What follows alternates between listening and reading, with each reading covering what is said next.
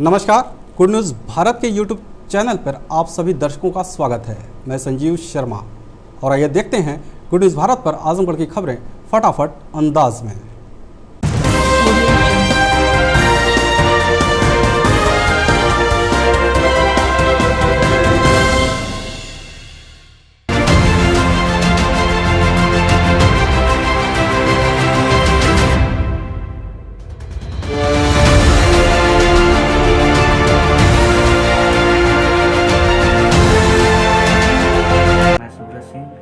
Bhajpa sector संयोजक चौथा सभी जनपद वासियों को महाशिवरात्रि की हार्दिक शुभकामनाएं देता हूं। सभी लोग स्वस्थ रहें और खुश रहें। आजमगढ़ जिले के पॉक्सो कोर्ट ने नाबालिग का अपहरण कर दुष्कर्म के मामले में 4 आरोपी को आजीवन कारावास, सभी पर 1,05,000 रुपये जुर्माने की सजा सुनाई। बता दें कि फूलपुर कोतवाली में दर्ज जिले के पहले पॉक्सो एक्ट के मुकदमे में मंगलवार को पॉक्सो कोर्ट के जज रामेंद्र कुमार की अदालत ने ऐतिहासिक फैसला सुनाया। पर्याप्त साक्ष्य और सबूतों के आधार पर अदालत ने किशोरी का अपहरण कर दुष्कर्म करने वाले 4 आरोपियों को आजीवन कारावास और प्रत्येक को 1,05,000 रुपये अर्थदंड की सजा सुनाई। बता दें कि 17 मार्च 2013 की शाम 7 बजे फूलपुर कोतवाली क्षेत्र की रहने वाली पीड़िता अपनी माता के साथ अपने ट्यूबवेल के पास खड़ी थी। तभी सरायमीर की तरफ से आ रहे एक गाड़ी में सवार 3 लोगों ने पीड़िता का अपहरण कर लिया और ले जाकर उसके साथ दुष्कर्म किया और उसे जौनपुर जिले के शाहगंज के पास गंभीर हालत में पीड़िता को गाड़ी से उतार दिया। वहां से 2 व्यक्ति पीड़िता को घर ले आए। पीड़िता की माता ने थाने में 3 अज्ञात लोगों के खिलाफ मुकदमा दर्ज कराया था। पीड़िता के नाबालिग होने के कारण मुकदमों में पॉक्सो एक्ट पढ़ाया गया। पॉक्सो एक्ट लागू होने के बाद यह जनपद का पहला मुकदमा था। विवेचना के दौरान आरोपी शकील व सड्डू उर्फ शादाब निवासी फरिया थाना निजामाबाद, सिराज अहमद निवासी मटियार थाना सरपतहा जिला जौनपुर तथा कटाऊ उर्फ शाह आलम निवासी छाऊ थाना गंभीरपुर का नाम प्रकाश में आया। मिशन शक्ति अभियान के तहत संयुक्त निदेशक अभियोजन वीपी वर्मा के निर्देशन में विशेष लोक अभियोजक अवधेश मिश्रा ने पीड़िता व विवेचक आशीष मिश्रा समेत कुल 8 गवाहों को अदालत में परिचित कराया। दोनों पक्षों की दलीलों को सुनने के बाद अदालत ने आरोपी शकील, सड्डू उर्फ शादाब, सिराज अहमद तथा कटाऊ उर्फ शाह आलम को आजीवन कारावास तथा सभी पर 1,05,000 रुपये जुर्माने की सजा सुनाई। आजमगढ़ जिले के चिनुकपार गांव निवासी विकलांग मारपीट के मामले में कार्रवाई की मांग को लेकर एसपी को सौंपा शिकायती पत्र। पुलिस अधीक्षक कार्यालय पहुंचा यह विकलांग रामाशीष सोनकर है, जो जीएनपुर कोतवाली क्षेत्र के चिनुकपार गांव का निवासी है और ऑटो चलाकर अपने परिवार का भरण पोषण करता है। रामाशीष ने आरोप लगाया कि बीते 28 फरवरी को वह ऑटो चलाकर अपने घर वापस लौट रहा था कि रास्ते में गाड़ी खड़ी होने पर कुछ लोगों ने गाली गलौज करते हुए उसके साथ मारपीट किए। इस मामले में उसने मुकामी थाने में शिकायत भी दर्ज कराई, लेकिन पुलिस ने कोई कार्रवाई नहीं किया। पीड़ित रामाशीष ने पुलिस अधीक्षक कार्यालय पहुंच एसपी को शिकायती प्रार्थना पत्र सौंप आरोपियों के खिलाफ सख्त कार्रवाई किए जाने की मांग की है। जी सर, हम ऑटो ड्राइवर हैं। ऑटो लेकर गांव में जा रहे थे तो रास्ते में गाड़ी खड़ी किए थे सब, और वो गाड़ी हटवाने की कोशिश किए तो वो सब ताड़ी पानी पिए थे, वो सब नशे में थे, वो सब गाली गुस्सा देने लगे सर। तो हमको भी बर्दाश्त नहीं हुआ, हम भी 2-1 गाली दिए। अब उतने पर सब भीड़ लग गई साहब, मारपीट करने लगे तो वहाँ से सब लोग हटा दिए। रास्ते में हमको जाकर 2 आदमी घेर के मारे साहब। तो थाने पे गए तो क्या हुआ? थाने पे गए तो वो बोल रहे कि जाओ डॉक्टरी मुआयना वाना करवा के हम दिए, तो वो बोल रहे हैं कि जाओ कार्रवाई होगी, अभी तक कोई मतलब। आजमगढ़ जिले के तरवा थाने में शराब बनाने व तस्करी करने वाले 3 लोगों पर गैंगस्टर के तहत केस दर्ज, एसपी सिटी ने दी जानकारी। बता दें कि बीते 7 मार्च को तरवा थाना क्षेत्र की पुलिस ने शराब कारोबार में लिप्त 3 तस्करों को गिरफ्तार किया था। अब उस मामले में धाराओं को बढ़ाते हुए गैंगस्टर एक्ट के तहत भी केस दर्ज किया गया है। एसपी सिटी पंकज कुमार पांडे ने बताया कि तरवा थाना क्षेत्र में नकली शराब बनाने व उसकी तस्करी करने वाले गिरोह को पुलिस ने गिरफ्तार करते हुए उनके ऊपर गैंगस्टर की कार्रवाई करते हुए तरवा थाने में केस दर्ज किया है। थाना तरवा में जो नकली शराब बनाने वाले और शराब की तस्करी करने वाला जो एक गिरोह था, जिसके संबंध में थाना तरवा पर पूर्व से ही कई आपराधिक मुकदमे दर्ज हैं शराब के संबंध में। उनके विरुद्ध मनीष आदि 7 नफर के विरुद्ध मुकदमा अपराध संख्या 30 अंतर्गत धारा यूपी गैंगस्टर अधिनियम पंजीकृत किया गया। इसमें कार्रवाई की जा रही है। सभी अभियुक्तों को गिरफ्तार करके जेल भेजा जाएगा। आजमगढ़ शहर स्थित परिवर्तन सेवा संस्थान गांधीगिरी टीम में शामिल हुए कई युवा जल संरक्षण का लिया संकल्प। बता दें कि परिवर्तन सेवा संस्थान गांधी गिरिटी मूल रूप से जल संरक्षण व स्वच्छता के विषय पर अग्रणी रहकर कार्य कर रही है। इसी कड़ी में संस्थान में आजमगढ़ सहित पूर्वांचल के कई जिलों के युवाओं ने गांधी गिरी टीम के कार्यों से प्रभावित होकर सदस्यता ग्रहण किया और टीम के साथ मिलकर जन जन तक जल संरक्षण के लिए जागरूक करने का संकल्प लिया। परिवर्तन सेवा संस्थान के सचिव विवेक पांडे ने सभी का आभार व्यक्त करते हुए कहा कि संस्थान का कारभार धीमे धीमे बढ़ रहा है और लोग कार्यों को देख अपने स्वतः जुड़ रहे हैं। इससे जल संरक्षण अभियान को बढ़ावा मिलेगा और लोगों को जल संचय के लिए जागरूक करने का सभी लोगों ने संकल्प भी लिया है। आजमगढ़ डीएम और एसडीएम की कार्यप्रणाली से नाराज डिस्ट्रिक्ट बार एसोसिएशन के अधिवक्ताओं ने जुलूस निकाल किया प्रदर्शन। बता दें कि इससे पहले बार के अध्यक्ष रणविजय यादव की अध्यक्षता व मंत्री पालकेश्वर त्रिपाठी के संचालन में हुई साधारण सभा की बैठक में श्री प्रकाश सिंह आदि द्वारा प्रस्तुत प्रार्थना पत्र पर चर्चा की गई। सर्वसम्मति से प्रस्ताव पारित किया गया कि दी डिस्ट्रिक्ट बार एसोसिएशन द्वारा अधिवक्तागण एवं प्रशासनिक अधिकारियों के बीच उत्पन्न गतिरोध को समाप्त कराने एवं न्यायिक प्रक्रिया सुचारू रूप से संचालित होते रहने हेतु किए गए पत्राचार का संज्ञान जिलाधिकारी द्वारा न लेने के कारण विरोध स्वरूप संघ के अधिवक्तागण मंगलवार से अगले सोमवार तक न्यायिक कार्य संपादित नहीं करेंगे। विरोध स्वरूप सभी अधिवक्ता 15 मार्च तक अधिवक्ता भवन परिसर में ध्वनि विस्तारक यंत्र के साथ धरना देंगे। जिलाधिकारी द्वारा संघ की ओर से प्रेषित पत्र का संज्ञान न लेने व अधीनस्थ अधिकारियों पर अंकुश न रखने की दशा में मंडलायुक्त से पत्राचार करते हुए समस्या के निराकरण का प्रयास किया जाएगा। उसके बाद जिलाधिकारी उप जिलाधिकारी सदर के स्थानांतरण हेतु राज्य सरकार स्तर पर प्रयास किया जाएगा। आजमगढ़ कलेक्टर सभागार में डीएम ने विकास कार्यक्रम फरवरी माह की उपलब्धियों की समीक्षा की, दिए आवश्यक दिशा निर्देश। बता दें कि जिलाधिकारी राजेश कुमार की अध्यक्षता में कलेक्ट्रेट सभागार में शासन के सर्वोच्च प्राथमिकता वाले विकास कार्यक्रम माह फरवरी 2021 तक की हुई उपलब्धियों की समीक्षा बैठक की गई। बैठक में स्वास्थ्य विभाग की समीक्षा में गोल्डन कार्ड बनाए जाने की धीमी प्रगति होने पर जिलाधिकारी ने एसीएमओ को निर्देश दिए कि आशाओं को गोल्डन कार्ड बनाए जाने का लक्ष्य आवंटित करते हुए प्रतिदिन के हिसाब से गोल्डन कार्ड बनवाना सुनिश्चित करें। साथ ही ग्रामीण क्षेत्रों में गोल्डन कार्ड का प्रचार प्रसार कराएं, जिससे ग्रामीण जनता जागरूक होकर स्वयं भी गोल्डन कार्ड बनवा कर लाभ ले। इसी के साथ ही जिलाधिकारी ने कहा कि कोविड वैक्सीनेशन प्रतिदिन 10,000 कराएं, इसके लिए कार्य योजना बना लें।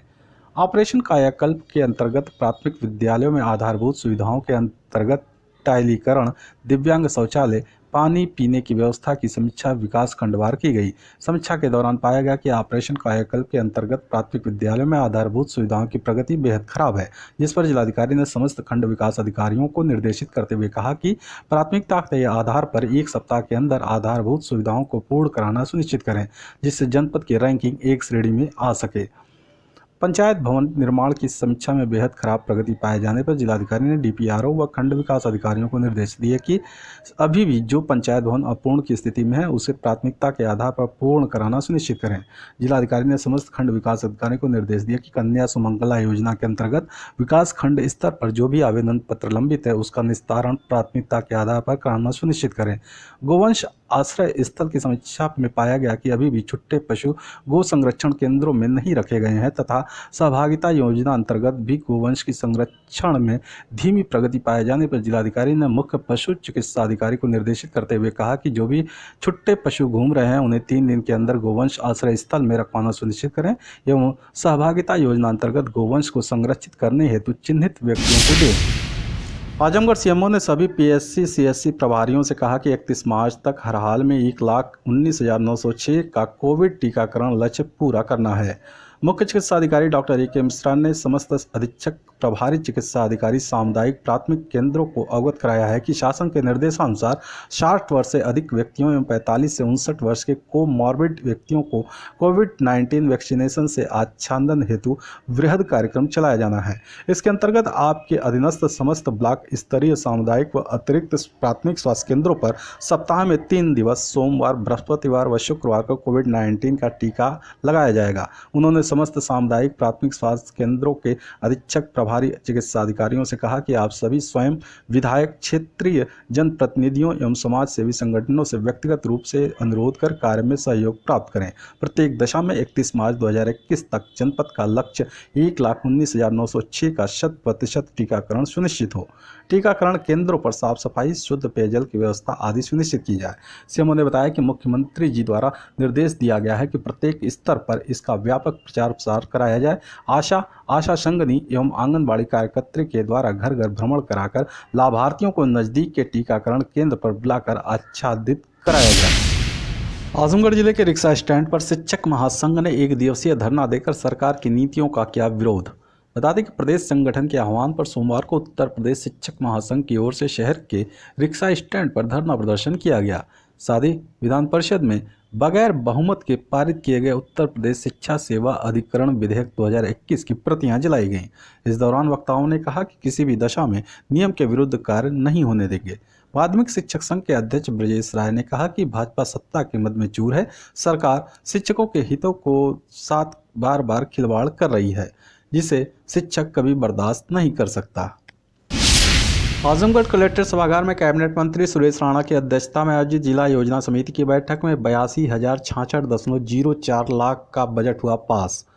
बता दें कि यूपी की गन्ना एवं चीनी उद्योग मंत्री व जिले के प्रभारी मंत्री सुरेश राणा की अध्यक्षता में कलेक्टर सभागार में वर्ष 2021-22 जिला योजना समिति की बैठक संपन्न हुई।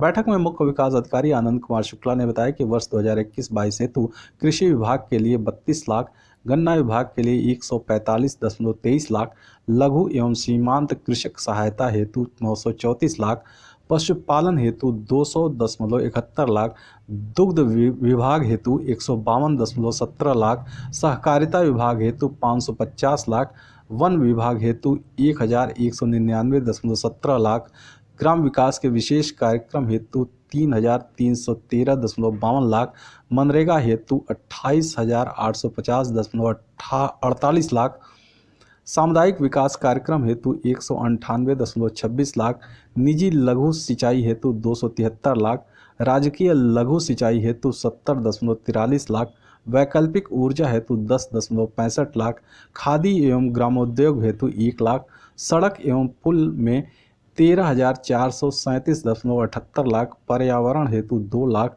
पर्यटन हेतु 270 लाख, प्राथमिक शिक्षा हेतु 2,266.35 लाख, माध्यमिक शिक्षा हेतु 15.17 लाख, प्राविधिक शिक्षा हेतु 458.39 लाख, प्रादेशिक विकास दल हेतु 148.43 लाख, खेल कूद हेतु 100 लाख, एलोपैथिक हेतु 3,340.56 लाख, परिवार कल्याण हेतु 860 लाख, होम्योपैथिक हेतु 28 लाख, आयुर्वेदिक हेतु 126.28 लाख, यूनानी हेतु 75.31 लाख, पूल्ड आवास हेतु 2,376.71 लाख, प्रधानमंत्री आवास योजना हेतु 8,215.20 लाख, नगरीय पेयजल संपूर्ति हेतु 327.67 लाख, अनुसूचित जाति कल्याण हेतु 1,645.90 लाख, पिछड़ी जाति कल्याण हेतु 1,027.58 लाख, अल्पसंख्यक कल्याण हेतु 123.33 लाख, समाज कल्याण सामान्य जाति हेतु 1,129.60 लाख, सेवा योजन विभाग हेतु 1.46 लाख, शिल्पकार प्रशिक्षण हेतु 733 लाख, समाज कल्याण हेतु 6,693.06 लाख, दिव्यांग सशक्तिकरण हेतु 2,233.10 लाख एवं महिला कल्याण अधिकारी हेतु 500 लाख प्रस्तावित व्यय बताया गया, जो वर्ष 2021-22 में खर्च किया जाएगा। इस प्रकार कुल विभिन्न विभागों हेतु 82,066.04 लाख रुपए के प्रस्तावित व्यय को जिला योजना समिति की बैठक में प्रभारी मंत्री, सांसद एवं विधायकगण द्वारा सदन की अनुमति से पास कर दिया गया। इसी के साथ ही प्रभारी मंत्री सुरेश राणा ने सभी अधिकारियों से कहा कि सरकार द्वारा जो जन कल्याणकारी योजनाएं चलाई जा रही हैं, उसका लाभ अंतिम छोर पर बैठे व्यक्ति को दिलाना सुनिश्चित करें। खबरों में हो चला है एक ब्रेक का। आप देखते रहिए good news Bharat.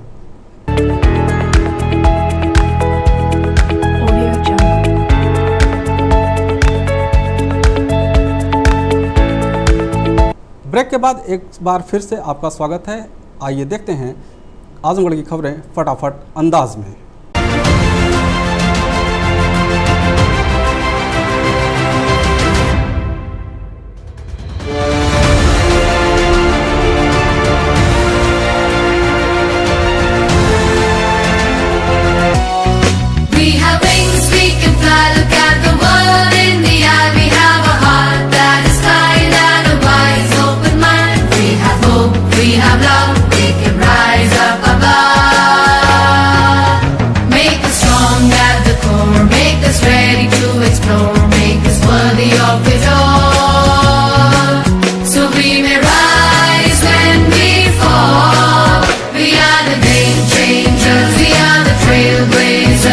are the go-getters, we are the wave riders, we are the Jaipurians, we are the Jaipurians, we are the we have wings, we can Azamgarh जिले के नीबी बुजुर्ग गांव के पास शराब सेल्समैन की गोली मारकर हत्या परिजनों ने नामजद रिपोर्ट दर्ज कराई। बता दें कि मुबारकपुर थाना क्षेत्र के बम्हौर गांव निवासी अंगद यादव सिदारी थाना क्षेत्र के अंग्रेजी शराब की दुकान में बतौर सेल्समैन काम करता था। बीती रात 10 बजे वह दुकान बंद कर बाइक से अपने घर वापस लौट रहा था कि इसी बीच रास्ते में नीबी बुजुर्ग गाँव के पास बदमाशों ने गोली मारकर युवक की हत्या कर दी। सुबह गेहूं के खेत में ग्रामीणों ने युवक का शव देखा तो सनसनी फैल गई। सूचना मुबारकपुर थाने की पुलिस को दी गई।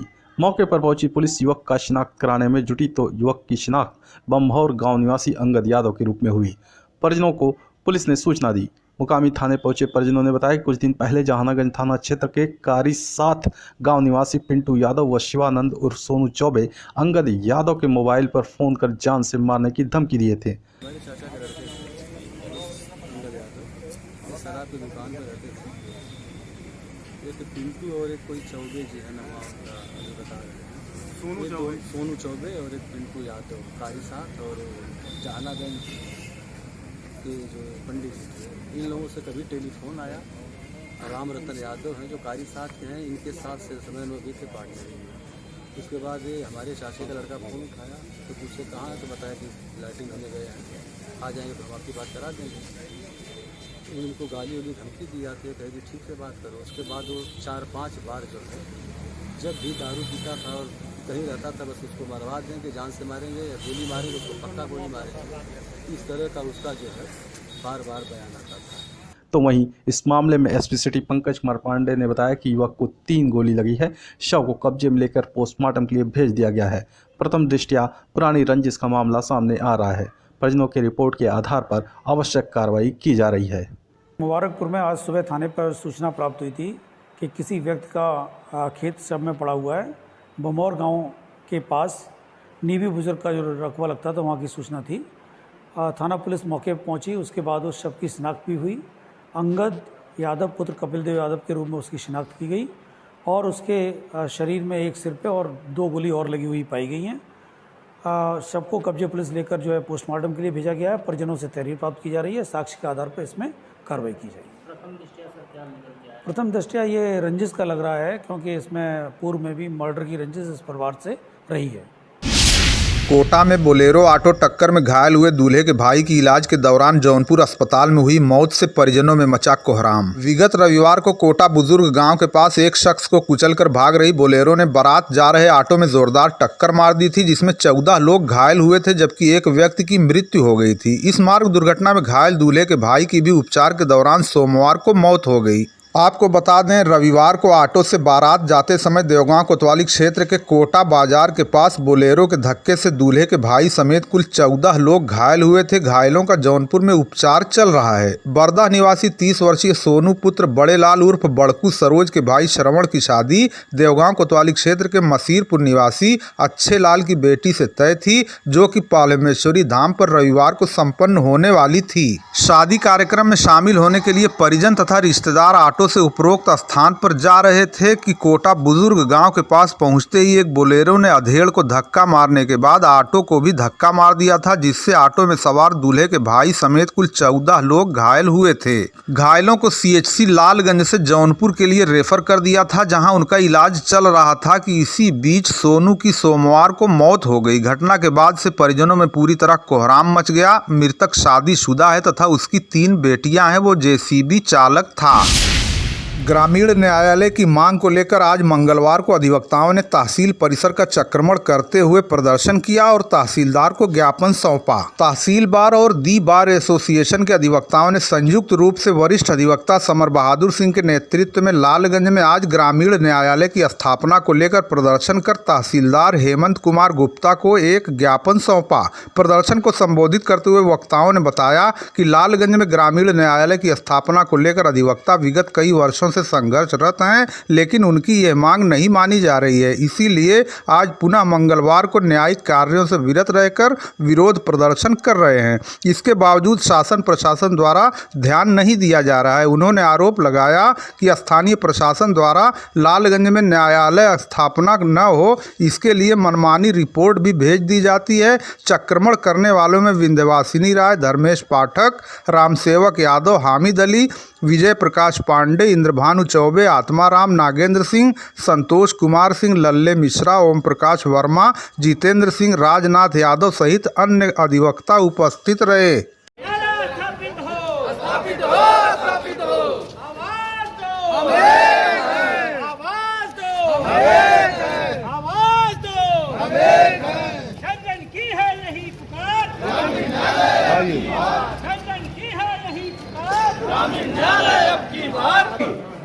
ग्रामीण न्यायालय के लिए आप लोग लगभग कई दिनों संघर्षरत हैं और अभी तक इसमें कुछ हुआ नहीं। इसके संबंध में आप क्या कहना चाहेंगे? नहीं, ऐसी बात नहीं कि हुआ नहीं, हुआ बहुत। ये ग्रामीण न्यायालय की लड़ाई जो है अब शुरू हुई है।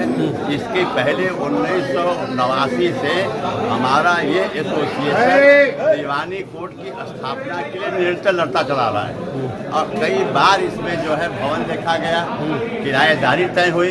भाई समर बहादुर जी ने अपना मकान देने को तैयार हो गए थे। इसके अलावा जो हाजी साहब का मकान ये है सुखनंदन पैलेस, इस तरह वहाँ प्रस्ताव गया है वो ये एसडीएम स्तर से। हम लोग जो हैं ये अपने चाहते हैं कि हमारे तहसील परिसर में खुल जाए, चाहे वो टिकरगार में खुले, उसका इतराज नहीं है, लेकिन यह न्यायालय खुल जाए। यहाँ तक कि हम सारे लोग मिल करके अपने लाइब्रेरी हॉल को देने को तैयार है। जितनी अच्छी बिल्डिंग लेना चाहें उतनी अच्छी बिल्डिंग हम लोग देना चाहते हैं। किसी भी कीमत पर ग्रामीण न्यायालय यहाँ खुले, सिविल कोर्ट की स्थापना हो, क्योंकि यहाँ कोने कोने से लोगों को 40 किलोमीटर जाना पड़ता है और बड़ी दिक्कत हो रही है। इसलिए हम लोग इस संघर्ष को जारी रखे हैं और जब तक न्यायालय नहीं खुलेगा तब तक हम संघर्ष रहेंगे, लड़ाई लड़ेंगे। कटौली ग्राम पंचायत में भाजपा मंडल लालगंज के जिला पंचायत वार्ड बैरीडीह की आवश्यक बैठक हुई आयोजित। विकास खंड लालगंज के कटौली ग्राम पंचायत में भारतीय जनता पार्टी मंडल लालगंज के जिला पंचायत वार्ड बैरीडीह की एक आवश्यक बैठक आयोजित की गई। बैठक के मुख्य अतिथि जिला पंचायत वार्ड प्रभारी जिला मंत्री भाजपा लालगंज राम स्वारथ राजभर ने सरकार द्वारा संचालित जन कल्याणकारी योजनाओं एवं त्रिस्तरीय पंचायत चुनाव की कार्य योजना पर व्यापक चर्चा की एवं ग्राम पंचायत चौपाल के संबंध में कार्य योजना बनाई गई। इस अवसर पर मंडल अध्यक्ष भाजपा लालगंज रजनीकांत त्रिपाठी, जिला उपाध्यक्ष अल्पसंख्यक मोर्चा मोहम्मद जैद, मंडल उपाध्यक्ष देवेंद्र राय, मंडल महामंत्री आदर्श राय, सेक्टर संयोजक सुनील राय, सेक्टर संयोजक महताब आलम, अबूसाद अहमद, अताउल्ला, मोहम्मद कैफ, अकरम, अशहद, कलाम, राजिक, ओसामा इत्यादि कार्यकर्ता प्रमुख रूप से उपस्थित रहे। राजकीय बालिका उच्चतर माध्यमिक विद्यालय देवगांव में संचारी रोग नियंत्रण एवं दस्तक अभियान के तहत एक कार्यक्रम का हुआ आयोजन। देवगांव के राजकीय बालिका उच्चतर माध्यमिक विद्यालय में मंगलवार को संचारी रोग नियंत्रण एवं दस्तक अभियान के तहत एक कार्यक्रम प्रधानाध्यापिका पूनम कन्नौजिया की अध्यक्षता में आयोजित किया गया। कार्यक्रम की मुख्य अतिथि सामुदायिक स्वास्थ्य केंद्र लालगंज की डॉक्टर गरिमा सिंह और उनकी टीम ने उपरोक्त स्कूल में पहुंचकर छात्र छात्राओं को जागरूक करते हुए कहा कि दिमागी बुखार तथा इसके लक्षण अपने आसपास की गंदगी तथा मच्छर और मक्खी के प्रकोप से भी बढ़ते हैं। उन्होंने इसके प्रकोप को कम करने के उपाय छात्र छात्राओं को बताए तथा स्वच्छता अपनाकर कई प्रकार की बीमारियों से बचाव की जानकारी प्रदान की। इस अवसर पर अंकित वर्मा और अनीता यादव ने दिमागी बुखार के बारे में छात्र और छात्राओं को विस्तृत रूप से जानकारी प्रदान की। इस अवसर पर हरिशंकर, नंदिनी देवी, रीता देवी, दीपिका कश्यप, दीपिका पांडे, कमलेश सहित आदि लोग उपस्थित रहे। दिमागी बुखार नाम सुना होगा कई लोगों ने, आपने सुन रखा है ना, दिमागी बुखार है। तो दिमागी बुखार ऐसा कुछ नहीं होता है। दिमागी बुखार इसलिए उसको कहा जाता है क्योंकि वो फीवर दिमाग में चढ़ जाता है, तो जो कि आपको दिक्कत करता है। इससे एक मोटा मोटा वर्ड रख दिया गया दिमागी बुखार, जिससे आपको ये समझ मेन होता है कि इसको इंसेफ्लाइटिस कहते हैं।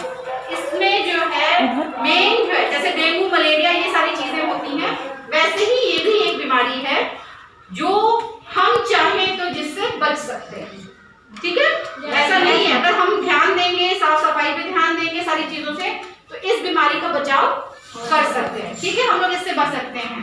लेकिन नहीं ध्यान देंगे तो ये बीमारी हमको भी हो सकती है।